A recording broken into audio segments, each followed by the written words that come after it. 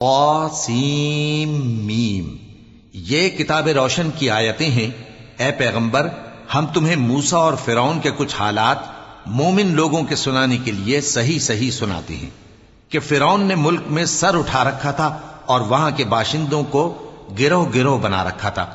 ان میں سے ایک گروہ کو یہاں تک کمزور کر دیا تھا کہ ان کے بیٹوں کو ذبح کر ڈالتا اور ان کی لڑکیوں کو زندہ رہنے دیتا۔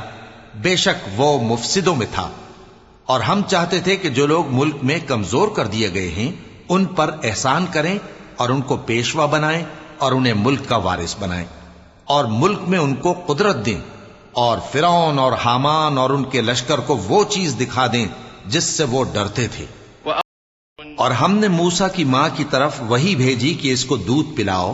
پھر جب تم کو اس کے بارے میں کچھ خوف پیدا ہو تو اسے دریا میں ڈال دینا، اور نہ تو خوف کرنا اور نہ رنج کرنا، ہم اس کو تمہارے پاس واپس پہنچا دیں گے اور بعد میں اسے پیغمبر بنا دیں گے۔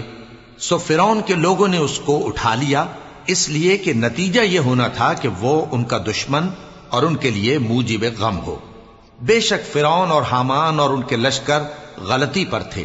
اور فرعون کی بیوی نے کہا کہ یہ میری اور تمہاری دونوں کی آنکھوں کی ٹھنڈک ہے، اس کو قتل نہ کرنا، شاید یہ ہمیں فائدہ پہنچائے یا ہم اسے بیٹا بنا لیں، اور وہ انجام سے بے خبر تھے۔ اور موسیٰ کی ماں کا دل بے قرار ہو گیا، اگر ہم ان کے دل کو مضبوط نہ کر دیتے تو قریب تھا کہ وہ اس غم کو ظاہر کر دیتی۔ ہم چاہتے تھے کہ وہ مومنوں میں رہیں، اور والدہ موسیٰ نے اس کی بہن سے کہا کہ اس کے پیچھے پیچھے چلی جا، تو وہ اسے دور سے دیکھتی رہی، اور ان لوگوں کو کچھ خبر نہ تھی۔ اور ہم نے پہلے ہی سے اس پر دائیوں کے دودھ حرام کر دیے تھے، تو موسیٰ کی بہن نے کہا کہ میں تمہیں ایسے گھر والے بتاؤں کہ تمہارے لیے اس بچے کو پالیں اور اس کی خیرخواہی سے پرورش کریں۔ سو ہم نے اس طریق سے ان کو ان کی ماں کے پاس واپس پہنچا دیا تاکہ ان کی آنکھیں ٹھنڈی ہوں اور وہ غم نہ کھائیں، اور معلوم کر لیں کہ اللہ کا وعدہ سچا ہے،